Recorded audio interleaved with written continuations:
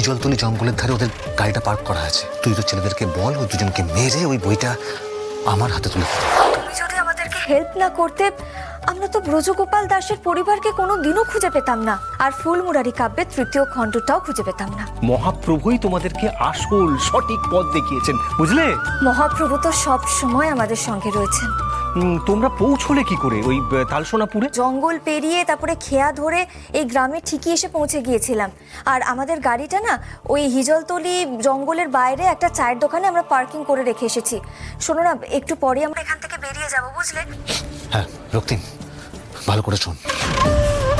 দিদি আর গোড়া তালসোনাপুর বলে একটা গ্রামে গেছে। হিজলতলি জঙ্গলের ধারে ওদের গাড়িটা পার্ক করা আছে। আর আমার ধারণা ওরা খুব তাড়াতাড়ি সেখানে পৌঁছবে। ওদের হাতে একটা বই রয়েছে। তুই তো ছেলেদেরকে বল ওই দুজনকে মেরে ওই বইটা আমার হাতে তুলে দিতে। আজই ডাউনলোড করুন আর এনজয় করুন আপনার পছন্দের শো।